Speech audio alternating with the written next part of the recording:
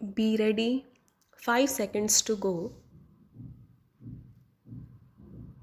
Start. You have given your mandate. The President has decided.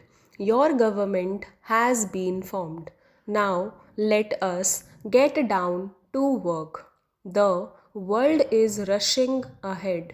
It is time for us to leave our petty disputes and differences behind. It is time, specially, to drop the bitterness of losses and victories in the elections. My government has begun working, and I urge all of you to get to work. I urge this specially to those who have been returned to Parliament. I have spent almost all my working life in and around Parliament. My heart breaks when I reflect on what it was meant to be and what we have made of this great national institution. We must once again collectively make it a forum for deliberation and discourse and example of civility, of reasoned debate on people's problems. Therefore, I appeal to members of parliament who will be taking their seats soon. Millions and millions of people have placed their trust in you. Do strive now to make Parliament worthy of those trusting long suffering millions. And I urge the people too. You are the masters. The members you have sent are here to deliberate on your behalf. Do not now forget these members till the next elections, and do not forget them you. The second point I went to urge is even more elemental. Let us look ahead. Other countries are reaching for the stars, not just products but entire technologies break out every other year and are just as swiftly overtaken by still newer ones. This is the world we have to face. We cannot cut ourselves off from this. Those nations that are technologically and economically stronger are dominating the world. None of us can tolerate India being consigned to mediocrity. And why should we? We have all the resources we need. India has world class talent. Indians are in the forefront of new technologies the world over. In India, too, as new avenues have opened up, the software industry, space research, new information and communication technologies, and our young women and men have moved in swiftly. That is the way I want all of us to look at the future with confidence. It is but natural that in the turbulence, if world markets in the new emerging regime of the World Trade Organization, our principal responsibility should be to safeguard the country's interests. There is no need to be shy in this regard. That is what governments the world over are pursuing in the era of globalization, promoting the country's interest, strengthening its own abilities does not mean isolating ourselves from the world.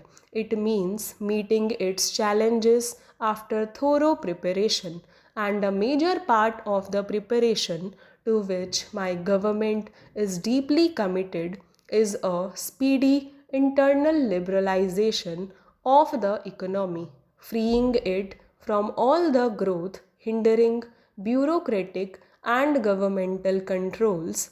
Therefore, let us not fear the new regimes of trade. Let us put them to work. It is right that we should raise our voice when products that are generic to India, such as haldi and basmati, should be patented abroad.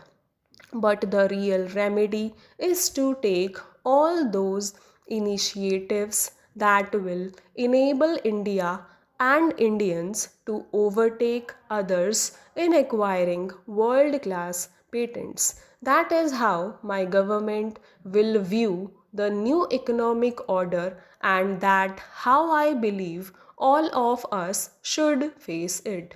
I am reminded of what Ramakrishna Paramhamsa told an aspirant: life is like a boat. The natural place for it to be is on water, but one cannot let water enter the boat and drown it. That is what my colleagues and I mean by Swadeshi, the natural place for the country to be is in the world, but we are not to let the powerful currents now rocking world markets to drown us. Instead, we are to put those very currents to work in our favor. Let us therefore make the boat of our national economy stronger and sturdier. Let us do it in the shortest possible time frame by unleashing the productive energies of Indian people. And let us accomplish this challenge by eradicating poverty and unemployment at earliest. In a world, step over the past and grasp the future. To do so, there is but one mantra: let us work together. If we keep holding each other, how can the country progress? Let us break out of this destructive habit. During our glorious freedom struggle, patriotism meant going to jail. It meant struggle and sacrifice. In today's context, patriotism can only be working hard, working honestly, and working together.